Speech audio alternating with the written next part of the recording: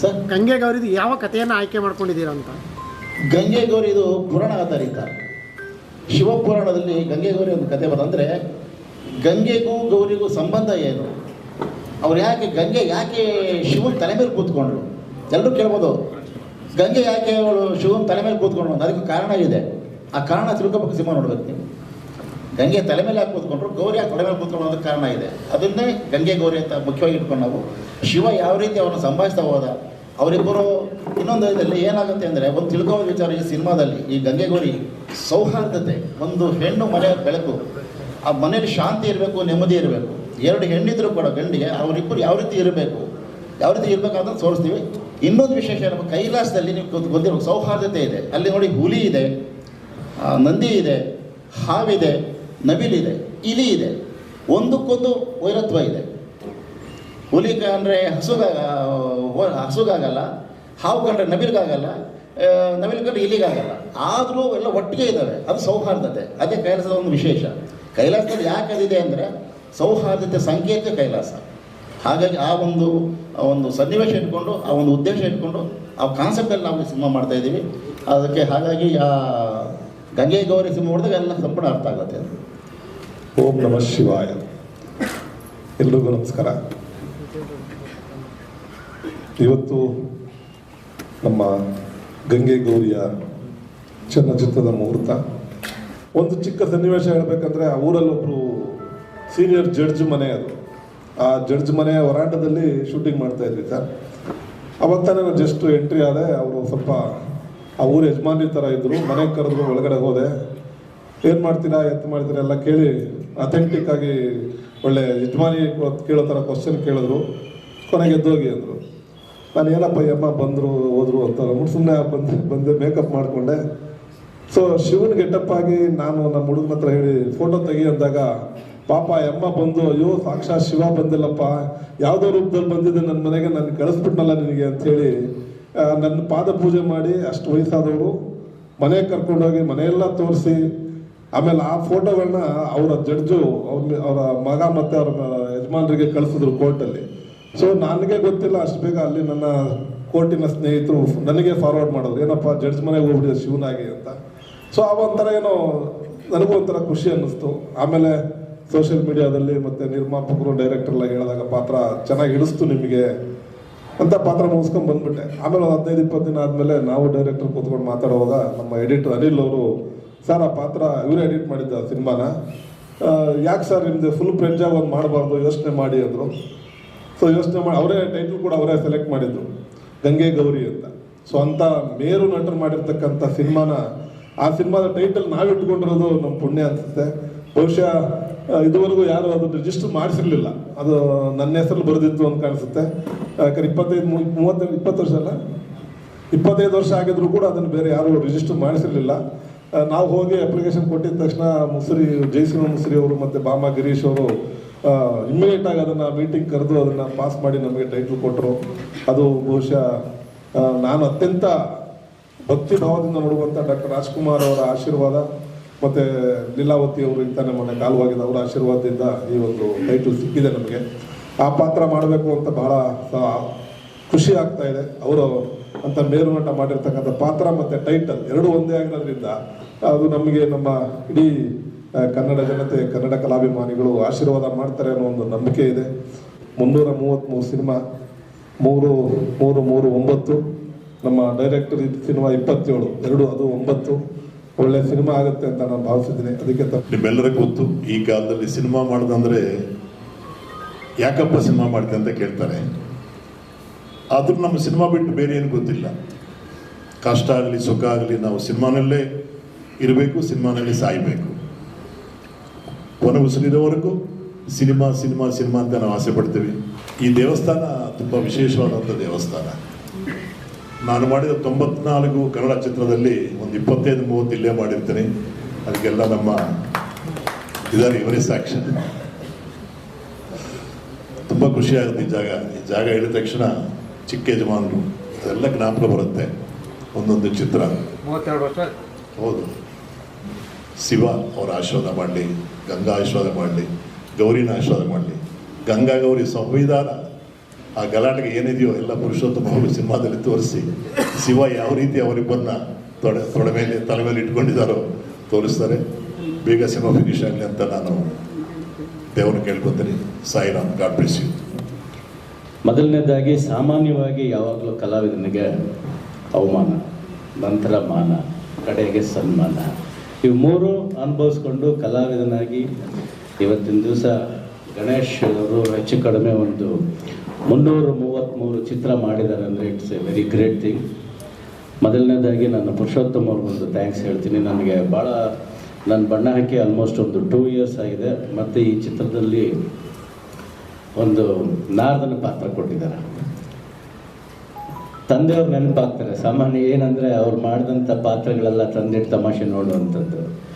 So ಈ ನಾರದ ಬಂದ್ಬಿಟ್ಟು ತಂದಿಟ್ಟು ತಮಾಷೆ ನೋಡಿದ್ರು ಅವನು ಕಲಾಪ್ರಿಯ ಅಲ್ಲ, ಲೋಕ ಕಲ್ಯಾಣಕ್ಕಾಗಿ ಈ ಥರ ಮಾಡ್ತಾನೆ ಅನ್ನೋದು ಒಂದು ಪುರಾಣಗಳಲ್ಲಿ ಉಲ್ಲೇಖ ಇದೆ.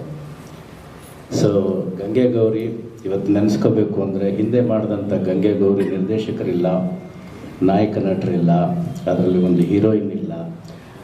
ಅವರೆಲ್ಲರಿಗೂ 1 ನಿಮಿಷದ ಎಲ್ಲರೂ ಎದ್ದು ನಿಂತ್ಕೊಂಡು ಒಂದು ಸಣ್ಣ ಮೌನಾರ್ಚನೆ ಮಾಡಿಬಿಟ್ಟು ನನಗೋಸ್ಕರ ಪ್ಲೀಸ್ ಆದ ಚಿತ್ರ. ಡಾಕ್ಟರ್ ರಾಜ್ಕುಮಾರ್ ಅವರು ಅಭಿನಯಿಸಿದ್ರು, ಲೀಲಾವತಿ ಅವರು ಅಭಿನಯಿಸಿದ್ರು, ಭಾರತಿ ಮೇಡಮ್ ಅವರು ಅಭಿನಯಿಸಿದ್ರು. ಸ್ಪೆಷಲಿ ಹೇಳಬೇಕು ಅಂದರೆ BS ರಂಗ ಅವರ ನಿರ್ದೇಶನದ ವಿಕ್ರಮ್ ಸ್ಟುಡಿಯೋಸ್ನಲ್ಲಿ ಆ ಚಿತ್ರ ಬಂದಿತ್ತು. ಸೊ ಅದೇ ಟೈಟ್ಲ್ ಇಟ್ಕೊಂಡು ಇವ್ರು ಚಿತ್ರ ಮಾಡ್ತಾ ಇದ್ದಾರೆ. ಆ ಚಿತ್ರದಲ್ಲಿ ಅಶ್ವಥ್ ಅವ್ರು ಮಾಡಿದಂಥ ಒಂದು ನಾರದನ ಪಾತ್ರ ನಾನು ಮಾಡ್ತಾ ಇದ್ದೀನಿ. ಸೊ ಇಡೀ ಚಿತ್ರತಂಡಕ್ಕೆ ಒಳ್ಳೆಯದಾಗಲಿ ಅಂತ ಹಾರೈಸಿ ನಾನು 2 ಮಾತನ್ನು ಮುಗಿಸ್ತಾ ಇದ್ದೀನಿ. Thank you. ಆಮೇಲೆ ಈ ಗಂಗೆ ಗೌರಿ ಚಿತ್ರದಲ್ಲಿ ಮುಖ್ಯವಾದ ಪಾತ್ರ ಶಿವನ ಪಾತ್ರ. ಆ ಶಿವನ ಪಾತ್ರವನ್ನು ನಮ್ಮ ಗಣೇಶ್ ರಾವ್ ಕೇಸರ್ಕರ್ ಅವರು ಅಭಿನಯಿಸ್ತಾ ಇದ್ದಾರೆ. ವಿಶೇಷ ಏನಪ್ಪ ಅಂದರೆ ಹೌದು, ಈ ಚಿತ್ರ ಅವರಿಗೆ 333ನೇ ಚಿತ್ರ, 333 ಚಿತ್ರವಾಗಿ ಅವರು ಅಭಿನಯಿಸ್ತಾ ಇದ್ದಾರೆ. ನನಗೊಂದ್ಸಲ ಸಿಕ್ಕಿದ್ರು, ಪುರುಷೋತ್ತಮ್ ನಾವು ಏನಾದರೂ ಒಂದು ನನ್ನ 333 ಚಿತ್ರ ಏನಾದರೂ ಮಾಡಬೇಕು, ವಿಶೇಷವಾಗಿರಬೇಕು, ಅದು ನಾನೇ ಅದನ್ನು ಮುಖ್ಯ ಪಾತ್ರ ಅಭಿನಯಿಸಬೇಕು ಅಂದಾಗ ನಾವಿಬ್ಬರು ಮಾತಾಡಿದ್ವು. ನಂಬಲ್ಲ, ಬರೀ ರೋಡಲ್ಲಿ ಅಷ್ಟೇ ಮಾತಾಡಿದ್ದು. ನಾವು ಅದಕ್ಕೆ ಚರ್ಚೆಯಲ್ಲಿ ಹೋಟ್ಲು ಹೋಗಲಿಲ್ಲ, ಎಲ್ಲೂ ಮಾಡಲಿಲ್ಲ, ಕಾಫಿ ಕೂಡ ಕುಡಿಲಿಲ್ಲ. ನಮ್ಮ ಮನೆ ಸುಮ್ಮನೆ ಜಾಗಿಂಗ್ ಮಾಡ್ತಾ ಮಾತಾಡೋ ವಿಚಾರ ಬಂತು. ಏನೋ ಮಾಡಬೇಕು ಅಂದಾಗ ನಾನು ಸುಮ್ಮನೆ ಅಂದೆ. ನಮ್ಮ ಸ್ನೇಹಿತರು ಅನಿಲ್ ಹೇಳಿದ್ರು, ಸರ್ ಗಂಗೆ ಗೌರಿ ಚೆನ್ನಾಗಿರುತ್ತೆ ಸರ್, ಚೆನ್ನಾಗಿ ಸೆಟ್ ಆಗಿದೆ. ಯಾಕಂದರೆ ಈ ಹಿಂದೆ ನಾನು ಶಿವಯೋಗಿ ಸಿದ್ದರಾಮೇಶ್ವರ ಸಿನಿಮಾ ಮಾಡಿದ್ದೆ.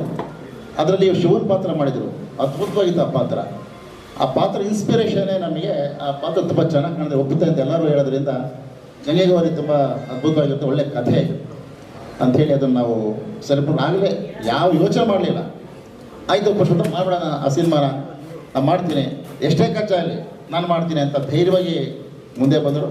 ಅದಕ್ಕೆ ಸಪೋರ್ಟಾಗಿ ಸುಮಿತಾ ಮೇಡಮ್ ಅವರು ಸಪೋರ್ಟ್ ನಿಂತ್ಕೊಂಡ್ರು, ಬಸವರಾಜ್ ದೇಸಾಯಿ ಅವರು ಸಪೋರ್ಟ್ ನಿಂತ್ಕೊಂಡ್ರು. ಹಾಗೆ ಆಮೇಲೆ ನಮ್ಮ ರೂಪಾಲಿ ಅವರು ಕೂಡ, ಸರ್ ನಾನು ಕೂಡ ಅದಕ್ಕೆ ನಿಮಗೆ ಸಪೋರ್ಟಿವ್ ಆಗಿರ್ತೀನಿ, ನಾನು ಕೂಡ ಅದಕ್ಕೆ ನಾನು ಸಹಕಾರ ಕೊಡ್ತೀನಿ ಅಂತ ನಿಂತಿದ್ದಕ್ಕೆ ಇವತ್ತು ಚಿತ್ರ ಅದ್ಭುತವಾಗಿ ನಾವು ಮಾಡೋಕ್ಕೆ ಯಶಸ್ಸು ಸಿಗ್ತಾ ಇದೆ. ನಾನು ಈ ಚಿತ್ರದಲ್ಲಿ ಗಂಗೆ ಪಾತ್ರನ ಮಾಡ್ತಾ ಇದ್ದೀನಿ. ಇದು ನನ್ನ ಫಸ್ಟ್ ಟೈಮ್ ಒಂದು ಮೈಥಾಲಜಿ ಸಬ್ಜೆಕ್ಟ್ ಒಪ್ಕೊಂಡಿರೋದು. And thank you so much Purushottam sir ಅವರೇ. ಬಿಕಾಸ್ ಯೂಶಲಿ ನಾನು ಅಂದರೆ ಗ್ಲಾಮರಸ್ ಆಗಲಿ ಡಿ ಗ್ಲಾಮ್ ಆಗಲಿ ಎಲ್ಲ ಥರ ರೋಲ್ಸ್ ಮಾಡಿದ್ದೀನಿ. ಬಟ್ ನನ್ನ ಕೆರಿಯರಲ್ಲಿ ಇದೊಂದು ಫಸ್ಟ್ ಟೈಮ್ ನಾನು ಈ ಥರ ಒಂದು ಪಾತ್ರ ಮಾಡ್ತಾ ಇರೋದು. ಈ ಆಪರ್ಚುನಿಟಿ ಕೊಟ್ಟಿದ್ದಕ್ಕೆ ಗಣೇಶ್ ರಾವ್ ಸರ್ಗೂ ಹಾಗೂ ಪುರುಷೋತ್ತಮ್ ಸರ್ಗೂ ಥ್ಯಾಂಕ್ ಯು. ಆ್ಯಂಡ್ ನಿಮ್ಮೆಲ್ಲರ ಸಪೋರ್ಟ್ ಹೀಗೆ ಇರಲಿ.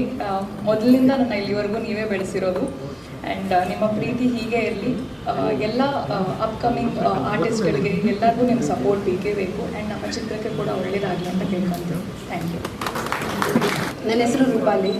ನಾನು ಗಂಗೆ ಗೌರಿ ಮೂವಿಲಿ ನನ್ನ ಪಾತ್ರ ಬಂದು ಗೌರಿ. ಇದು 3 ಶೇಡಲ್ಲಿ ನನ್ನ ಪಾತ್ರ ಬರುತ್ತೆ. ಒಂದು ಗೌರಿ, ಒಂದು ಪಾರ್ವತಿ, ಇನ್ನೊಂದು ದ್ರಾಕ್ಷಾಯಣಿ. ನಮ್ಮ ಮೇರು ನಟರಾದ ಡಾಕ್ಟರ್ ರಾಜ್ಕುಮಾರ್ ಸರ್ ಹಾಗೂ ಪಾರ್ವತಿ ಮೇಡಮ್ ಹಾಗೂ ಲೀಲಾವತಿ ಮೇಡಮ್ ಮಾಡಿದಂತಹ ಪಾತ್ರಗಳಿವು. ಇವಾಗ ತಾನೇ ರೀಸೆಂಟಾಗಿ ದಿವಂಗತರಾದ ಲೀಲಾವತಿ ಮೇಡಮ್ ಅವರಿಗೆ ಆತ್ಮಕ್ಕೆ ಶಾಂತಿ ಸಿಗಲಿ ಅಂತ ಕೇಳ್ಕೊಳ್ತೀನಿ. ಹಾಗೆ ಅವರ ಆಶೀರ್ವಾದನೂ ನನ್ನ ಮೇಲೆ ಇರಲಿ ಅಂತ ಬೇಡ್ಕೊಳ್ತೀನಿ. ಯಾಕಂದರೆ ಅವರ ಪಾತ್ರವನ್ನು ನಾನು ನಿಭಾಯಿಸ್ತಿದ್ದೀನಿ, ಪಾರ್ವತಿ ಕ್ಯಾರೆಕ್ಟರ್. ಸ್ಟಾರ್ಟಿಂಗ್ ಬೆಂಗಳೂರಿಗೆ ಬಂದಾಗ ನನಗೆ ಇಂಡಸ್ಟ್ರಿ ಬಗ್ಗೆ ಗೊತ್ತಿಲ್ಲ, ಯಾರೇನು ಅಂತ ಗೊತ್ತಿರಲಿಲ್ಲ. ನಾನು ಹೀರೋಯಿನ್ ಆಗಬೇಕು, ನಾನು ಟಿ ವಿಲಿ ಕಾಣಿಸ್ಬೇಕು, ನನ್ನ ಎಲ್ಲರೂ ಗುರ್ತಿಸ್ಬೇಕು ಅನ್ನೋದು ತುಂಬ ಅಂದರೆ ತುಂಬ ಆಸೆ ಇತ್ತು. ನನ್ನ ಪೇರೆಂಟ್ಸ್ ಆ್ಯಕ್ಚುಲಿ ಬೇಡ ಅಂದರು. ನಮ್ಮ ಪಪ್ಪ ಪೊಲಿಟಿಷಿಯನ್ನು, ನಾವು ಅಣ್ಣನೂ ಇಲ್ಲ ಬೇಡ, ಓದ್ಕೋ, MCOM ಮಾಡಿದೀಯಾ, PSI ಆಗು, ಅದಕ್ಕೂ ಟ್ರೈ ಮಾಡಿದೆ ನಾನು. ಇಲ್ಲ ನನಗೆ ಹೀರೋಯಿನ್ ಆಗಬೇಕಂತಲೇ ಆಸೆ ತುಂಬ ಇತ್ತು. ನಾನು ಬೆಂಗಳೂರಿಗೆ ಬಂದೆ. ತುಂಬ ಕಡೆ ಅಂದರೆ ತುಂಬ ಕಡೆ ಆಡಿಷನ್ ಕೊಟ್ಟೆ.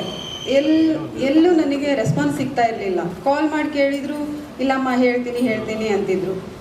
ಮತ್ತು ಕೇಳಿದರೆ ಬೋಲ್ಡ್ ಕ್ಯಾರೆಕ್ಟರ್ ಕೇಳ್ತಿದ್ರು, ಇಲ್ಲ ಸಣ್ಣ ಪುಟ್ಟ ಕ್ಯಾರೆಕ್ಟರ್ ಕೇಳ್ತಿದ್ರು. ನನಗದು ಇಷ್ಟ ಆಗ್ತಾ ಇರಲಿಲ್ಲ.